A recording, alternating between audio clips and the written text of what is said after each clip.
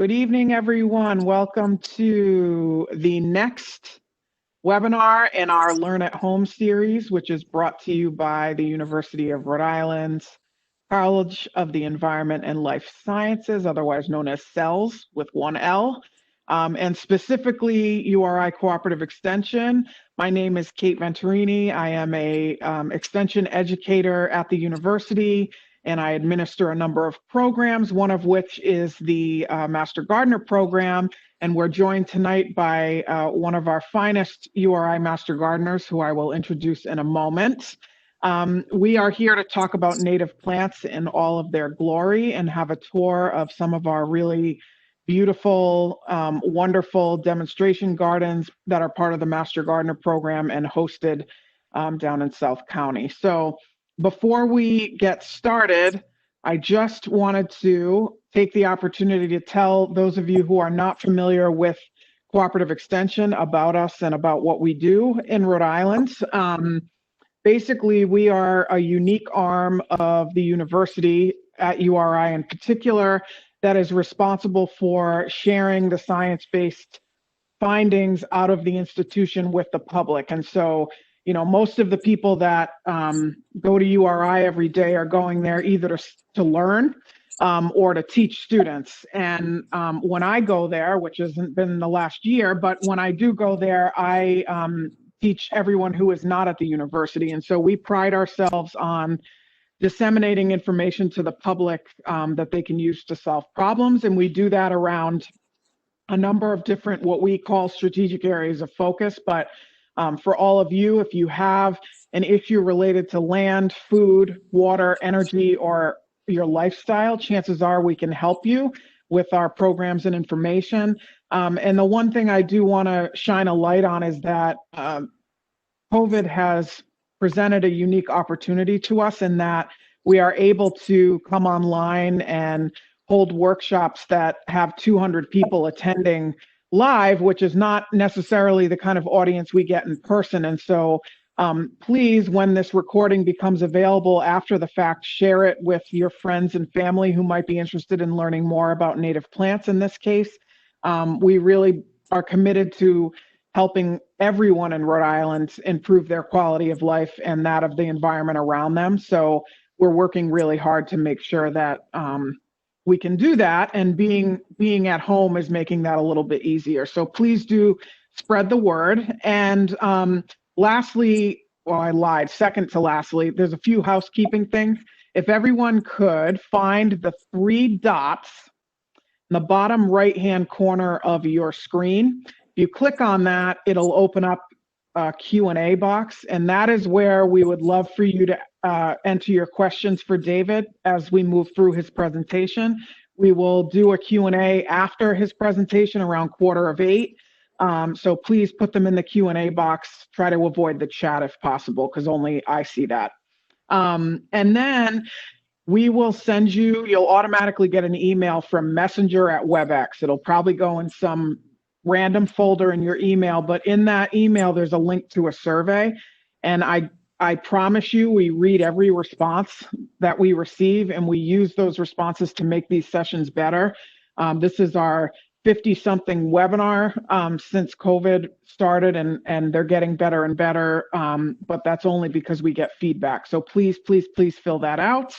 It'll take you less than 5 minutes. And finally, this session is being recorded, and it'll be accessible on the University of Rhode Island Cooperative Extension YouTube page, which you can find very easily with a search engine.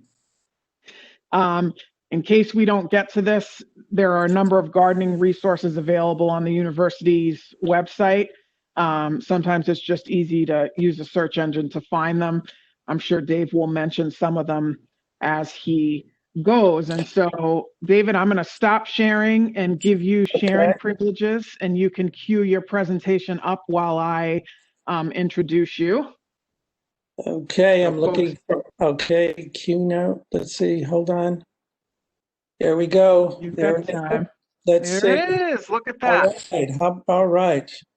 So I will just say a couple things about you, Dave, if you don't mind, before you start, and then you're welcome to share anything I didn't. So Dave was a member of the Master Gardener class of 2017. I can't believe it was that long ago, and has been involved with the Kettle Pond Native Plant Garden, which was the Master Gardener Program's Project of the Year in 2019.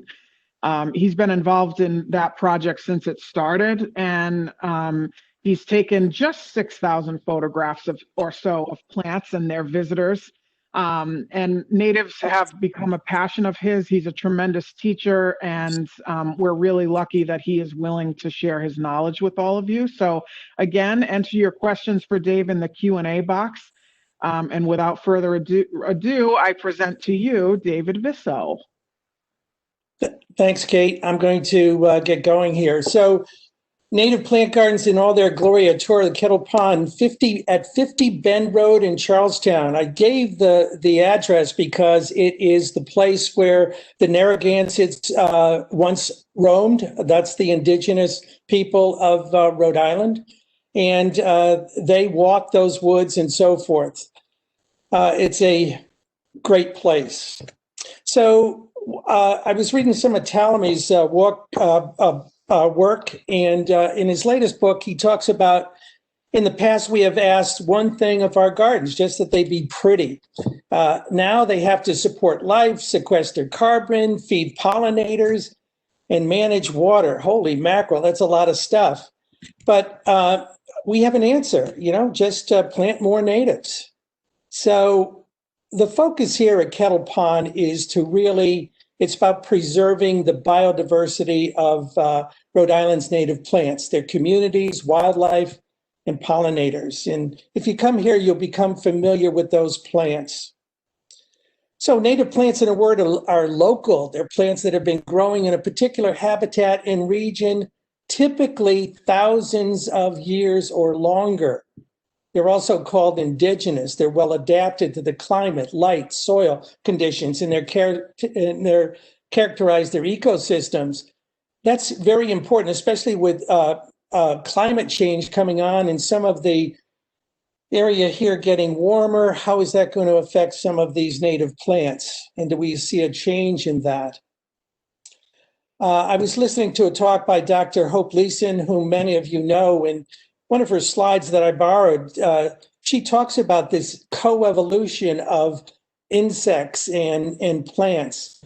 Plants and insects native to an ecosystem share an evolutionary history. Sometimes it's with the pollen and nectar, sometimes sap from stems, sometimes leaves, etc. So we all know monarchs. We've heard about monarchs and how they evolved so that they can tolerate milkweed. And they have another protective coloration here. You can notice that bright colors that usually shows to prey that is poisonous.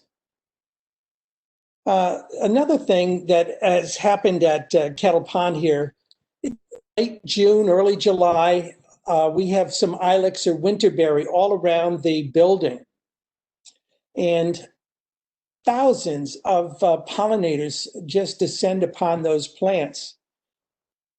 And I want you to be able to hear them. Turn that sound up.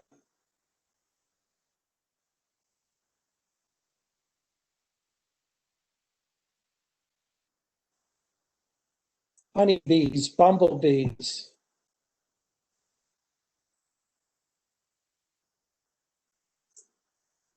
They're after the nectar, they're after the pollen.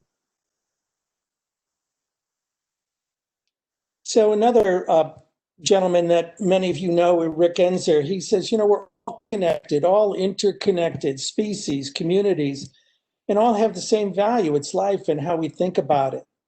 And if you look at this particular plant, this plot, this is when you enter a Kettle Pond, and you can see some butterfly milkweed, some little blue stem, and some gray goldenrod.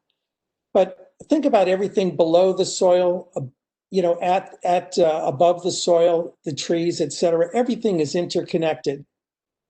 And I talked about the indigenous folks, the Narragansetts, that walk this land. And here were a group of students from different indigenous tribes across the country, and they were brought here to Kettle Pond for a little view of the native garden.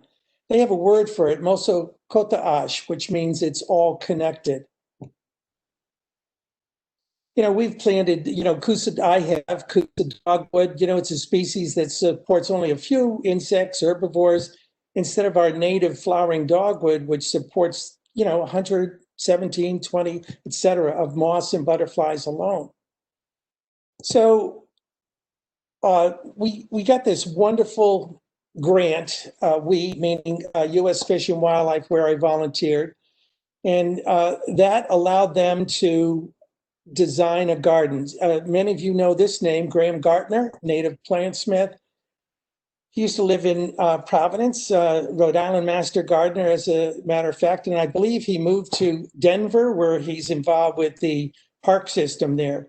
At the garden, he moved to Colorado, so Tish McGrail, another name that you may know, implemented that design.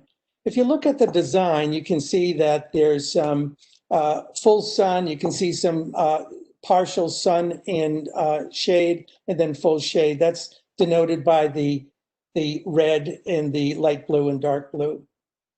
And I have a note here. How can you get these nice curves? Just use some rope, use a garden hose. You get those nice curves. Doesn't have to be rectangular or square. So a lot of people have asked me, how big is this garden? Well, it's about 150, this particular area, 150 feet long and about 70 feet wide. And you'll notice that there's plot numbers. So each plot is marked with a marker, and that's our orientation. And we have plot maps for every single plot that's designated here with all the different plants that are in those plots. So how do we start? This is a good one for Kate Venturini, site assessment. We always start with that. Think about prevailing wind directions, whether it's shady, sunny, soil pH, soil perk. But basically looking at this, it was nothing more than a lawn, if you will, like many of your areas. In the surrounding shrubs, we had some hackleberry, we had some oaks, which are keystone plants or trees, some sassafras, some highbush blueberries. So a site prep, you have to, are we going to till it? We can't, because unbeknownst to you, it looks like a lawn, but this is part of a septic area. So we couldn't till it. You could do solarization, which is some heavy plastic over the top, clear plastic in the sun, baking the seeds and the plants, which kills them. The other one is newspaper, cardboard, brown paper bags. Brown paper bags I added because now we have a lot of recycling and people are not getting plastic, they're getting paper, so this is a good alternative. So newspapers, soy ink, brown paper bags, cover the design area, 6 sheets thick, stay away from the glossy sheets, it works great. Weed suppressant. So soil, once again, we had 44 cubic yards of soil from Highland Farms. It came from a field that was weed-free. I can't stress enough, if you're going to get soil brought in, make sure it is weed-free. It has a soil pH of 5.3 to 5.5. Texture was sandy loam, which you will find in much of the Rhode Island landscape. So why so much soil? If you're planting a 4-inch, if you have a plant that has a 4-inch root base, you need to have it in deeper soil. If you're planting a shrub, you need to have a foot or so of soil, or at least a foot and a half. So how's this different than the situation you'd find in the wild? If I was walking in Arcadia or in Nitigrit or down by Truston, you would find a totally different soil structure. So it's almost ready for planting. Note the varying depths, contours, note the texture, the richness. And we prepped the area. So we had to prune some of the existing winterberry. We had to remove the invasives, the bittersweet. Poison ivy is not, it's nasty for us, but it's still a native plant, maple saplings and weeds. So if you look over to the right, you'll see our plant source. About 90% of the plants here are rhody natives. That means that they were sourced in Rhode Island. They grew in Rhode Island. The seeds came from Rhode Island, and the plants came from Rhode Island. That was all part of the Natural History Survey. Long Island native plants, Tish McGrail got some from there because we didn't have certain species. Well, Long Island, if you look at it, the island itself has soil structure very similar to the coast of Rhode Island. Rhode Island Wild Plant Society, another great source. URI Master Gardeners, when they have their plant sale, has some natives. Russ Cohen, some edible natives.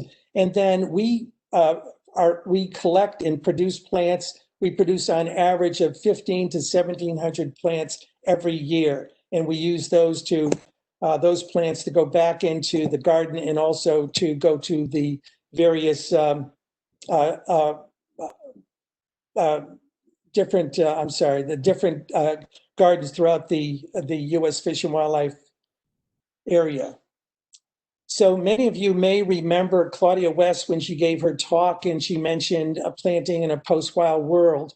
And Graham Gartner also mentioned this book when he was talking to us about the garden. Related populations, not isolated individuals. Stress is an asset. It really got challenged here with the drought in August. Cover the ground densely by vertically layering the plants and make it attractive and legible. Very important. Management, not maintenance. So we have that in many of the plots. Here's somebody you might recognize as Loren Spears, helping us plant the initial plants, plant densely, related populations, not isolated individuals. Very quickly, I'm going to go through this because we're going to be pressed for time. So my theme is you build it, they'll come. So these are some of the visitors, but notice the tall meadow rue here, some beautiful narrow leaf mountain mint, some butterfly milkweed, purple-headed sneezeweed with a little sweat bee. This is blue vervain, great plant. Broadleaf mountain mint, beautiful, aromatic. Another great plant, blue vervain. Notice that small insect on the left, so big and small. Beautiful monarch, digger wasp. And I want to just take a moment here with the life cycle of, this is an egg from a monarch under a swamp milkweed leaf. And then this is near the end, probably the 5th instar, where the caterpillar is quite large. It crawls up. This is in the eave of the visitor center. And then this is a friend of mine, Pam Lander, who just did some beautiful photography as the monarch emerges. Breaks through, stretches the wings, dries out, basks in the sun, and they're off getting the nectar. Skippers, Schaefer's, sweet pepper bush. We have 2 versions. Purple dome aster, which was in the URI native plant box. Purple lovegrass. Just great goldenrods. We have 4 different types of goldenrods. This is a great plant, northern blazing star, late bloomer, late summer. Some licorice scented goldenrod. We have 4 different goldenrods at the garden. Beautiful seaside goldenrod, lush, rich. Monarchs feast on it before they take off. Calico aster, gray, the banded hair streak. The common buckeye, hyssop leaf, thoroughwort, butterfly milkweed, flower fly, winterberry. Some ants were pollinating the staghorn sumac. A flower fly. Some beetles. This was a eastern-eyed click beetle. And we saw this digger wasp drag this caterpillar into its hole. It was kind of interesting to watch that dynamic. This is some birds are trusting, but we have the same splish splash going on in our bird bath, but I wasn't able to capture it, so I wanted to show this one. brown-hooded owlet caterpillar, scyphid fly, milkweed bug, and there's our praying mantis who feasts off of the milkweed bugs, aphids, taconid fly. It will lay its eggs in a caterpillar, and that will be the host for the eggs to hatch. I'll spend a little time here on our first plot. And you notice that this picture was probably taken in mid-July. You notice the layering. We talked about vertical layering. We talked about plants through the seasons. So what you're looking at is plot number 1, soil pH 5.3 to 5.5. Eastern blue-eyed grass, which comes around, that's an early bloomer, late spring. Purple lovegrass in the fall. Butterfly milkweed in July, late June, early July. Seaside goldenrod in the fall. Eastern prickly pear. This is from my house. We haven't had the blooms yet at Kettle. Hyssop leaf thoroughwort, beautiful plant. That's also late summer. Some pink tickseed, coreopsis. We also have some little blue stem, some pale spike lobelia, broadleaf mountain mint, tall bush clover, and some grasses, some Indian grass, tall blue stem, some eastern red cedar, and some sweet pepper bush.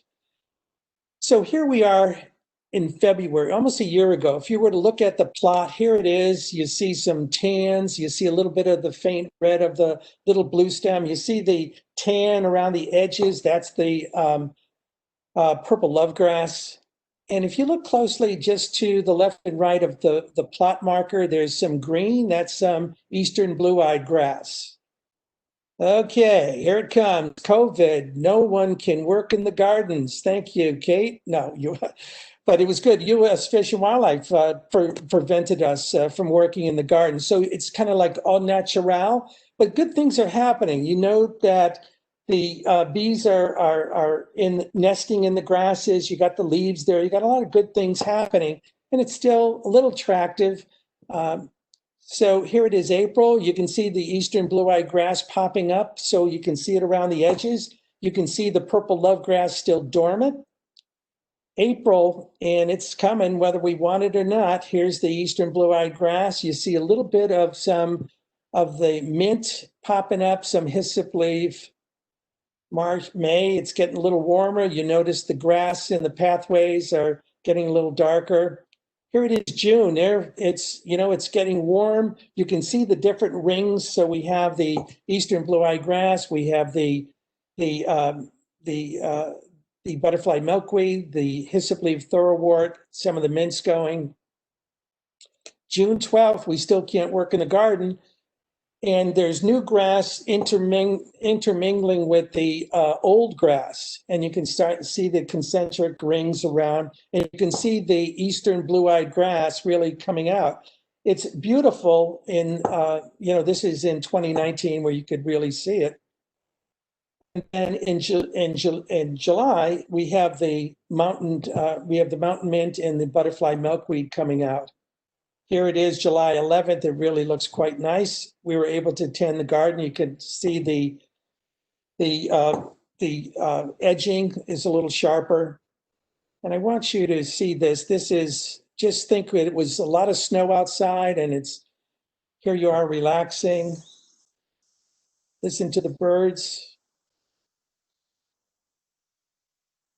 Listen to the bees. You can see a little bit of the little blue stem popping up in July.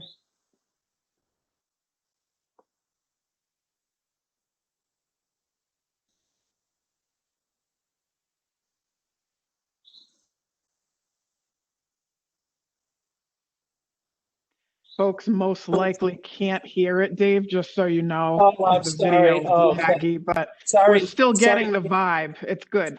Okay. Okay. The other thing, late July, you can start to see that all of a sudden the purple lovegrass is starting to pop up, not seeding, but popping up. You can see a little bit of the other grasses. You can see the butterfly milkweed kind of starting to pod a little bit later. You can see the hyssop leaf thoroughwort. You can see the grasses really starting to pop. This is really attractive structurally when you have the pods of the milkweed. Just some, structural how it adds interest to the garden. You can see the hyssop leaf thoroughwort and the pods of the milkweed.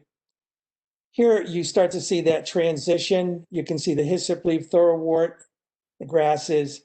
Look at that. Now the grasses are taking over. You can see the purple love grass around the edges. And here is October. You can see that reddish stem of the little blue stem grass. And then things are dying back. I'll show some pictures later. Up, remember that snowstorm? And here we are in December. I'm going to go very quickly. We just married the back of this plot because it was all original stuff. So we moved out some smooth arrowwood, some winterberry. So I'm just going to go through this quickly because I'm going to be pressed for time. But here, I just want to show you here where the back part of this really starts to flourish a little bit. In the top, kind of 3/4 of the way left to right, you'll see some New York ironweed. You'll see some blue vervain. You can see the mints in here. You can see to the right, you can see that butterfly milkweed. What's really attractive plant right here in the front, just to the right of the rock, is some wavy leaved aster. If you have a sunny spot, it's a great aster. Beautiful color. So quick walk through the woods, 4.1 to 4.5 pH, very acidic. We're going to spend more trumpet honeysuckle, some nanny berry, some high bush blueberry, mountain laurel. Lady slipper, I got a picture of it before the deer got it. Trailing arbutus. We have trailing arbutus, but part of the education of the garden is to identify the plants here, and then when you're walking down at Truston or wherever you are, Ninigret or Arcadia, you'll start to identify these plants. So 50 feet down, going to the overview trail, lo and behold, there's some native trailing arbutus, some bloodroot, some sessile bellwort we planted, Virginia bluebell. Tree damage blew off the top of this oak. That's bad news, but it's good news. We're going to now hopefully get more light on the plants for the arbor. Nature helping us out. I'm going to spend a little time on, well, we're really pressed for time, but every garden has its moment in the sun, no pun intended. This is a garden that was nothing more than, it's when you enter the area. This is the back of that plot. So we had some smooth arrowwood that we moved from plot 1, some winterberry. We also moved from that area, purple dome aster, some butterfly milkweed. New York ironweed is a great plant, beautiful purple flower, wavy leaved aster, wreath goldenrod, gray goldenrod, greeny rush, another great plant. Look at those seeds, nice structure. Wavy haired grass, one of Graham Gartner's favorite grasses. It seeds early. Purple lovegrass, switchgrass, and mountain mint, narrow mountain mint. You can tell the difference between the two, obviously, by the leaf, but also the broadleaf mountain mint has a much more strong aroma. The seeds also, it's heavenly. Indian grass, look at those seeds. Scotch lovage. So this is what we had, fragrant sumac overgrown this plot. So I said, we can't have all this beautiful gardens and have this kind of mess. So we kind of cleaned it up, and it's tiered. So from the top to that lower tier, it's about a foot and a half. So if you have a tiered space, this is something you can think of. These two plants on the corners were original plants that survived all of that sumac. So here we planted in August of 18, we ringed the outside, alternating the purple love grass and the greeny rush. We had the Indian grass on the corners. We had some inside the next ring, we had gray goldenrod. Then we had some butterfly milkweed and some purple dome asters on the top. So here it is in May. You can start to see the goldenrod popping up. Really looks pretty nice.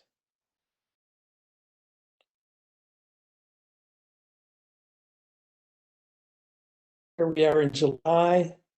But where this garden really shined was in the fall. Here we are, summer, late summer. You can see the New York ironweed just in front of the juniper there. You can see the gray goldenrod starting. You can see the purple love grass. You can see the mints still going strong. And you can see that Indian grass on the corner, switchgrass. You can see a little bit of that. You can see the viburnum, the smooth arrowwood. But look at this, the whole layering. You can see the purple love grass, the gray goldenrod, and then the New York ironweed. And then you also have some wreath goldenrod behind that. You can see that nice contrast between the purple and the yellow of the goldenrod. Really special.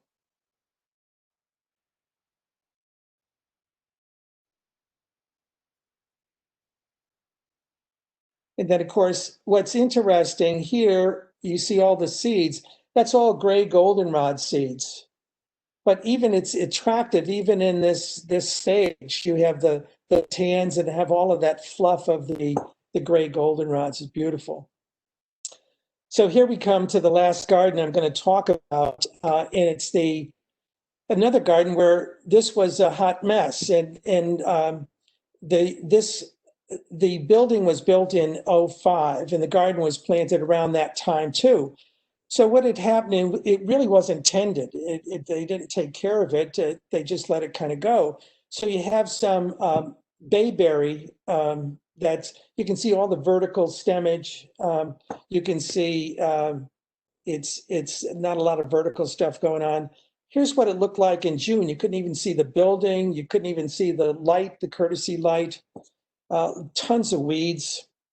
Also, we had some water cascading off of the gutter. Those stones that you see there are visual. They were there on purpose. They were part of the landscaping.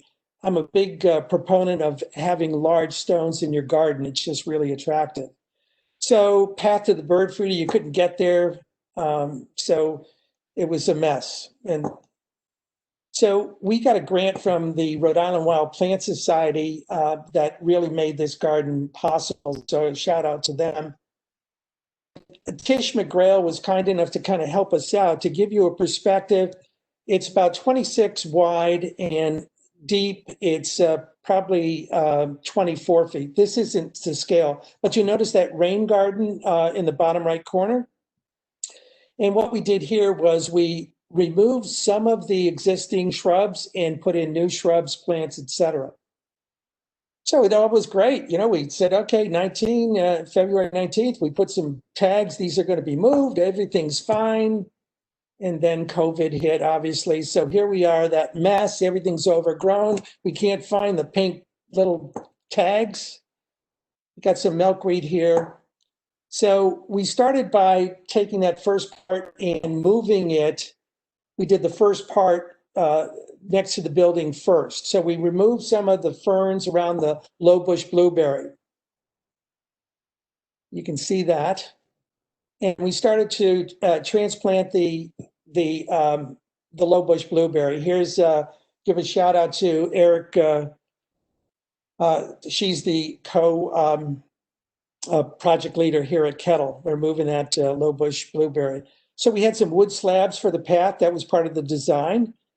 Hey, we could use some little physics here. We had this boulder in the middle of the rain garden. That's not going to work. So we moved it out inch by inch. Little physics. We got a lot of science people working in our garden. And here we are, area for the rain garden. So rain garden, King Park, if you've been there, Kate, you know this one. So what's a rain garden do? It protects waterways from pollutants. It collects and filters downspout runoff, serves as a habitat for butterflies and pollinators, and it just absorbs the water in a natural way. So to get all of that cascading water, that's what we did. So here we have a little excavation of rainwater, 90-degree temperature. These gardeners are great. That's Elaine and Sarah and Noel.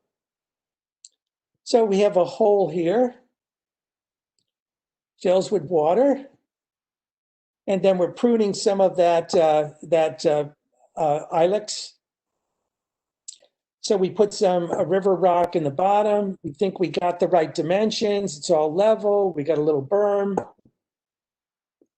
Still a lot of work to do on the other part. And here we have a rain. I wish you could hear this all. Well, Tish is gonna, we sent pictures, right? Tish thought it wasn't deep enough, so Mark just tweaked it a little bit. So we're gonna see if it's all okay. But this is a great teaching tool. This is great. So we can have like a before and after. Here it is. Then plant it up. It's gonna be pretty good. Oh yeah. Oh yeah. So August 17th, we continued the process. So you can only imagine what was under this. It was just loaded with mugwort, poison ivy, and the roots had just formed a mat on the top of everything. And then also from a structural point of view, Tish had said, keep that bayberry, but it seemed out of place. You know, it was very leggy, just seemed out of place. So here's what we did. We removed it. We made the rain garden deeper. We have an overflow, and we're going to move that red cedar. So we moved the red cedar. We pruned more of the bayberry and the arrowwood. So we're ready for planting. Here it is. Hey, you can see the building. So we started with some switchgrass, some bearberry, some steeplebush, some elf mountain laurel. So here it is, labeled mountain laurel in the back there so that we could still, it's not going to be as tall. And so we'll still see some of the structure of the stone of the building. And once again, you can see the rain that was captured in the rain garden. We found, believe it or not, we actually found the original stone path. And so here is Noel and Betsy working on the stone path. And here's Sarah and Tricia planting some of the lobelia, the spicata, the syphilitica, and the cardinalis. So here we have some cardinal flowers, some eastern blue-eyed grass on the berm, purple love grass. We have some butterfly milkweed, all of the lobelias I just mentioned, the switchgrass, low bush blueberry, etc. Cardinal flower. We also have, we also planted some meadow or bottle gentian, which I'll talk about in a second. All of this over here, we're planting all of these new plants. We're continuing that bearberry around the corner. Here's that bottle gentian, great plant. Notice where the arrow is, you can see that bumblebee. It really has the adaptation to open that up. We no longer had it planted, and that bumblebee was inside that bottle gentian. Just great. And once again, that's in a couple of areas where the public can see it as they go into the center. So here it is. We've kind of got it planted up. We laid paper down, and then we put pine needles down as a mulch. And then here you can see other plants that we had. Notice the heart-leaved aster, the bottle gentian, the northern blazing star. Along that path, we have eastern blue-eyed grass, the poverty oatgrass, some greeny rush, wavy-leaved aster, the golden groundsel, another great plant. All of that wintergreen underneath the ilex, which is beautiful. And then this is that other area that we've planted. We continued the bearberry, and then we have assorted other plants that we planted in the back there. Some of our columbines, some of our mints, etc. And there it is. Plot maps. So we have plot maps for everything. Deer damage, garden challenges. Follow me. Here's the salad bar. That's some white bastards that are chopped off the top, little chipmunks. Well, at least we're making homes for them. So this works. Some other garden challenges, not enough sun for the vines. Wavy leaved acid, we had kind of parked them in the shade. They really belong in the sun. You got to have a bird bath for both the birds and the insects. Signage, plot maps. Build it, they will come. So this is through the seasons. I just want you, that plot to the right is plot 3. So I'm just going to go through. Here's April. June. Look at that eastern blue-eyed grass.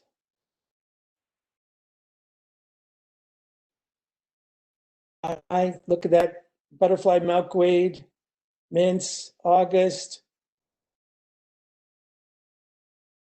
Look at the goldenrod on the right there, September.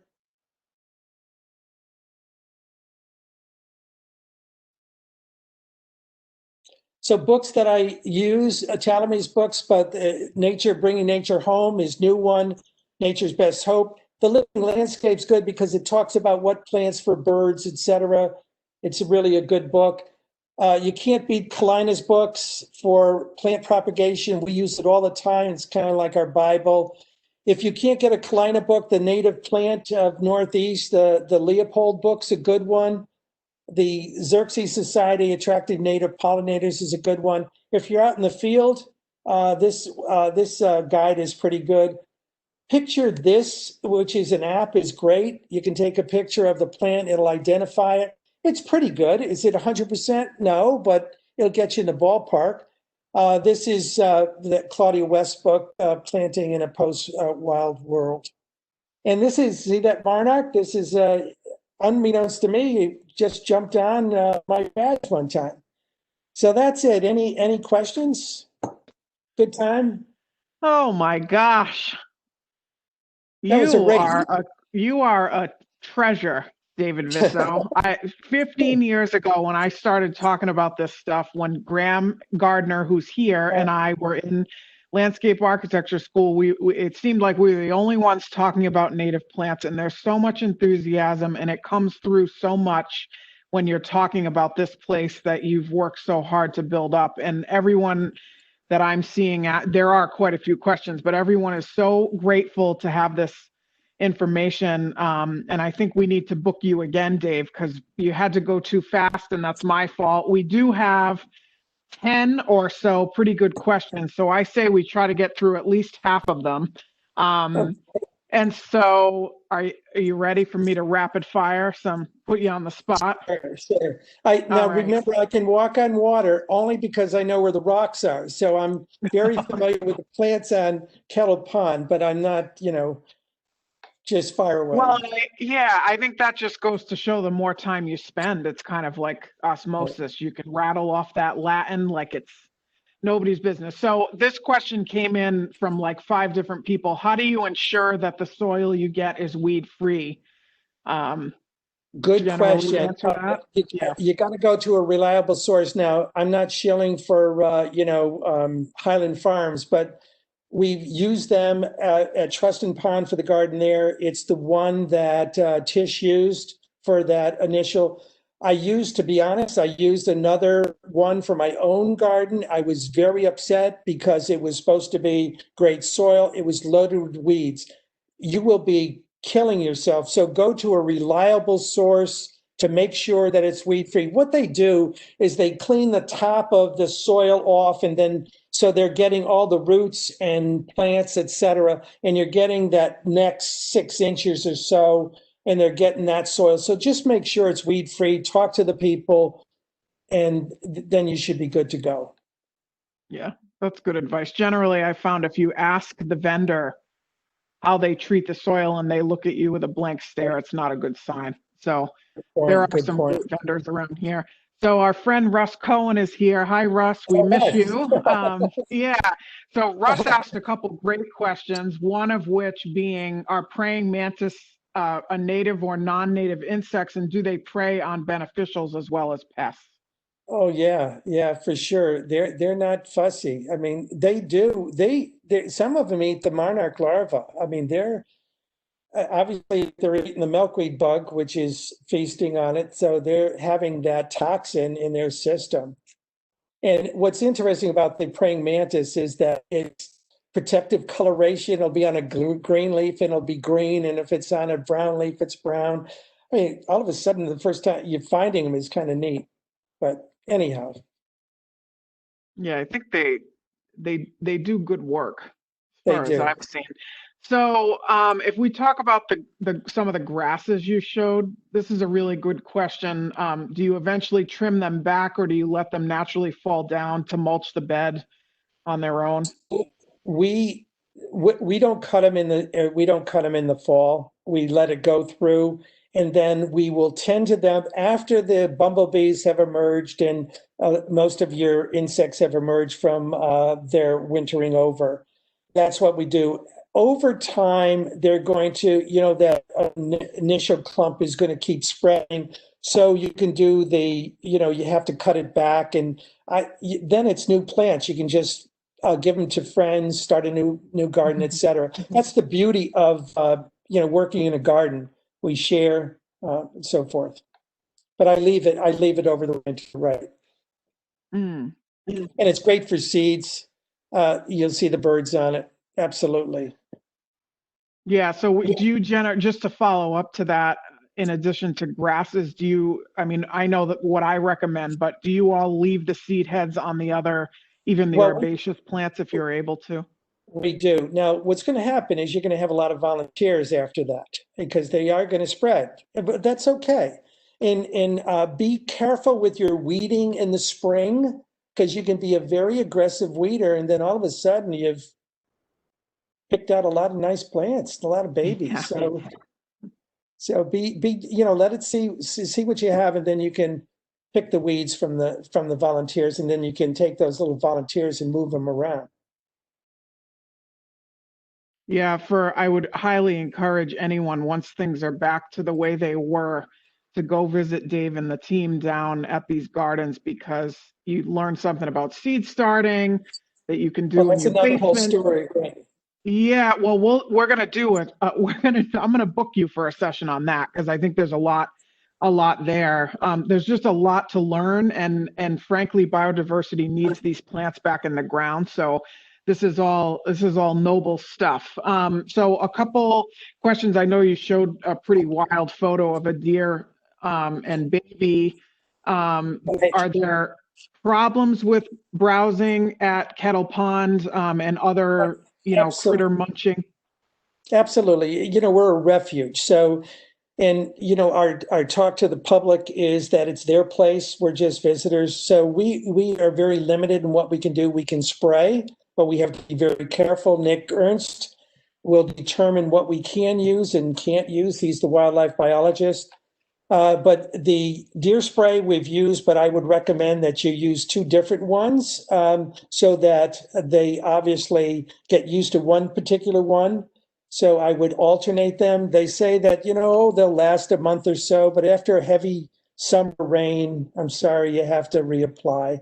We tried the hairballs, we tried the Irish Spring soap. We did all of those things, but it was a good learning experience. It was a conversation piece, but spraying works, it really does. But we couldn't spray, so the deer got a heads up on us before we got into the garden.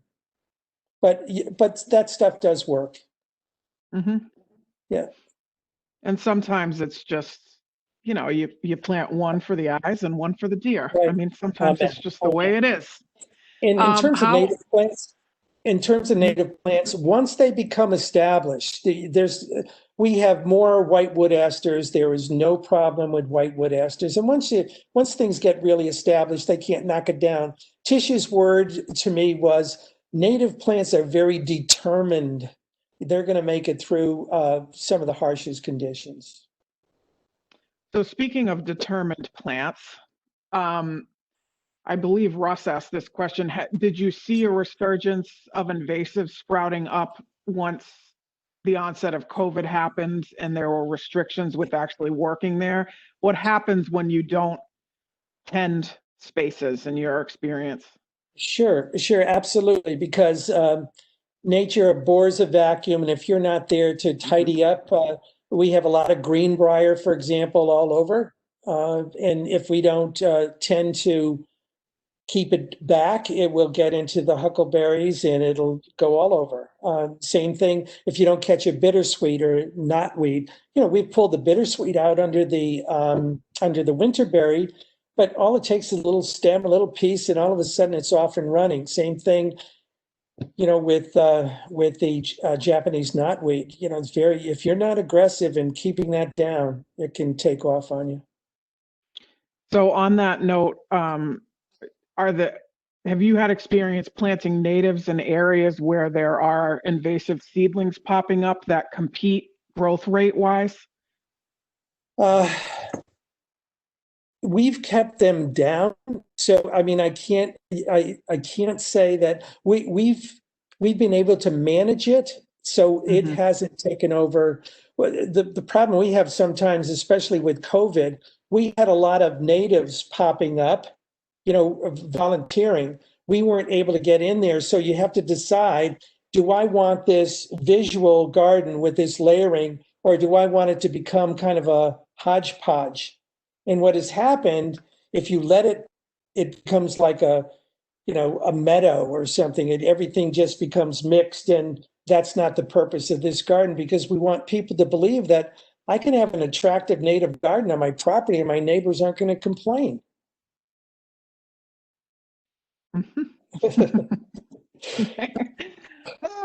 This is a great question from Jennifer C. How much watering was done after the planting to get the plants established? Great question. Good question. So when we planted, that's a great question. When we planted, we weren't going to go all natural. We had the soil, we had the wells and all of that stuff, but it was a warm summer in the summer of 17. And we were really struggling. We thought we were going to lose some plants. So we had to lightly mulch. We did have to water. And the same thing with the drought here in August. Late July, we had to go in and water. In some of the plots where it's densely, grown, it kind of protects itself. But, if there's a plot that's baking in the sun, you have to water. And then if you have depending on your own garden, if you have a watering system, a drip system, those are very effective. We don't have that at Kettle, but we try to spot water if we need to. So we just do it judiciously. And I think just, if I may go back to your comment about doing site assessment, I think one of the things that you all have done very well in planning, the team that participated in planning these garden spaces is, you had somewhat of an idea about the native soil that's there, or if an amendment was needed. And so there's a lot of questions about, what soil's best if I'm poorly drained, or, and I think the first thing is that I would say is it's great that you know what kind of soil you have, but you do have to figure that out, because there's a big misconception that native plants will grow anywhere because they're native here. Well, a button bush likes to have wet roots. So if you plant it in a sandy soil, it's not going to do well, even though it's native. So the point being site assessment, assessing what's going on is very, very important. And you guys did that. And that's why you have some success with what planted where. And good point. And what I did, you only show the beauty shots. So if I was to show you plot 16 and 15A, you would see heavy shade and you would see plants not thriving as well. So we've kind of, said, okay, we're going to add some foam flower. We're going to add some other things, some wild ginger. We're going to add some other things that like a more shady environment. And we realized that this is a demonstration garden. So we're trying to give people a wide palette to choose from. So we have to water more certain plants, et cetera, if they're kind of out of place. But you have plants like New York ironweed that can sit in the water. You have the lobelias, that can sit in the water. And they do, and they thrive. Some are very flexible and they'll do okay. One of the biggest things in our garden is the shade. We have a big canopy now growing over with the oaks and so forth. That's a big determiner. Plants like light. So if you have totally shade, you've got to make sure you just get shade loving plants. A good aster, if you like shade and you like asters, is that heart-leaved aster, does very well in the shade. Yeah, and this would be I do have a question here, a comment about the fact that these are demonstration gardens, but we'd be remiss if we didn't mention the Rhode Island Native Plant Guide for those of you who are not familiar with it, because what Dave is talking about, if you have a full shade area or an area with really well-drained soil, in other words, the soil doesn't hold water, we have a tool that I put in the chat where you can actually select for those types of conditions, and it'll churn out a plant list for you that will work in that environment. Famous last words, but it's worked so far. So do check out the Rhode Island Native Plant Guide.